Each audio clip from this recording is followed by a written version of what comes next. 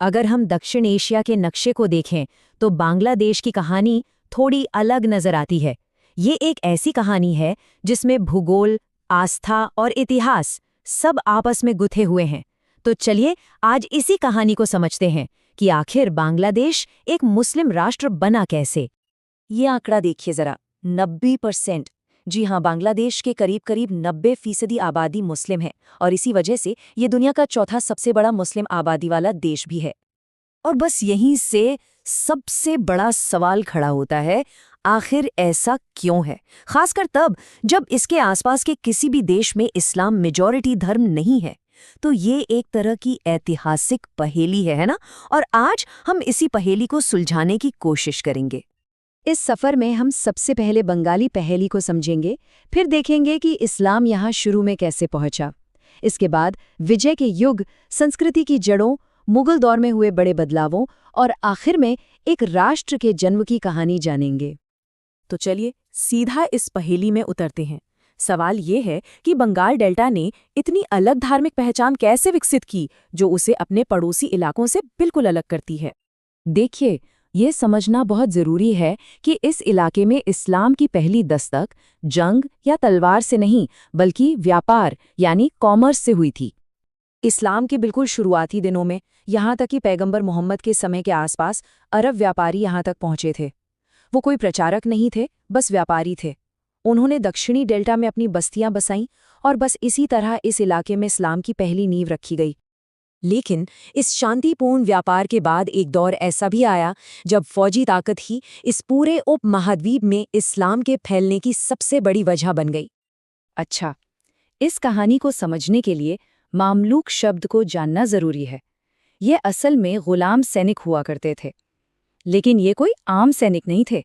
ये मुस्लिम सेनाओं की रीढ़ की हड्डी थे और इनमें से कई तो सत्ता के बड़े से बड़े पदों तक भी पहुंच गए। तो बंगाल तक इस्लाम का फौजी सफ़र कई सदियों में पूरा हुआ। 10वीं सदी में गजनवी राजवंश उपमहाद्वीप में आया।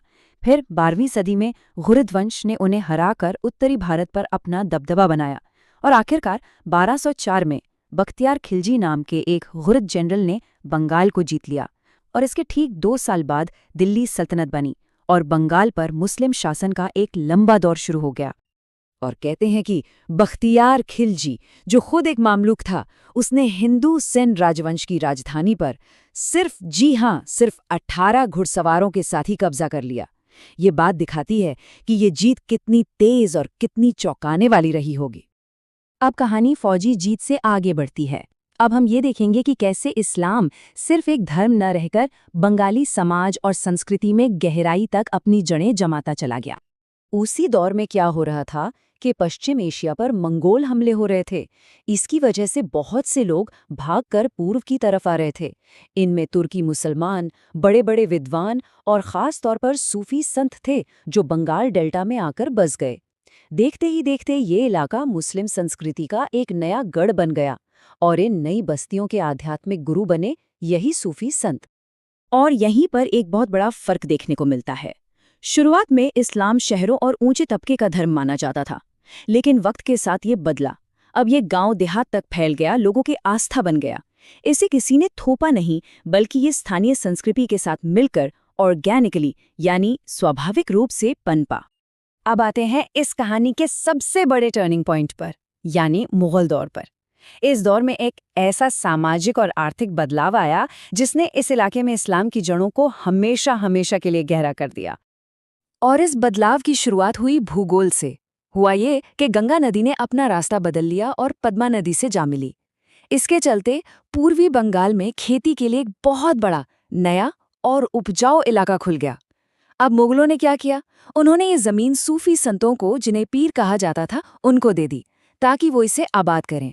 तो इन पीरों की लीडरशिप में जंगल साफ किए गए, खेती शुरू हुई और इन नई बस्तियों के एकदम सेंटर में बनाई गई मस्जिदें। और ये मस्जिदें सिर्फ इबादत की जगहें नहीं थीं, ये पूरे समाज का, पूरी कम्युनिटी का सेंटर बन गईं। इसका नतीजा क्या हुआ? एक जबरदस्त इकोनॉमिक बूम।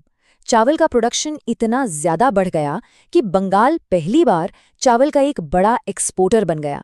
मतलब इस एक कृषि क्रांति ने इलाके की पूरी अर्थव्यवस्था और आबादी का नक्शा ही बदल कर रख दिया। और हाँ, एक और चीज थी, टेक्नोलॉजी। और वो थी कागज। जैसे जैसे कागज आम होता गया, बंगाली संस्कृति जो अब तक मौखिक थी वो लिखित परंपरा में ढल गई। इससे कुरान आम लोगों तक आसानी से पहुंचा और इस्लाम अब कोई बाहरी विचारधारा नहीं रहा, बल्कि स्थानीय पहचान का एक मजबूत हिस्सा बन गया। और अब हम पहुंचते हैं कहानी के आखिरी पड़ाव पर, 20वीं सदी के वो फैसले जिनसे आज के बांग्लादेश का जन्म हुआ। 1947 में जब भारत आज़ाद हुआ तो धर्म के आधार पर बंटवारा भी हुआ। बंगाल भी 2 हिस्सों में बंट गया। जो मुस्लिम आबादी वाला पूर्वी बंगाल था वो पाकिस्तान का हिस्सा बना, जिसे ईस्ट पाकिस्तान कहा जाने लगा। और फिर 1971 में एक बड़े मुक्ति संग्राम के बाद यही ईस्ट पाकिस्तान एक आज़ाद मुल्क बना, जिसका नाम हुआ बांग्लादेश। तो कुल मिलाकर देखें तो बांग्लादेश की कहानी को असल में उसकी नदियों ने लिखा है, उसकी ज़मीन ने गढ़ा है और उसके लोगों की आस्था ने उसे पूरा किया है।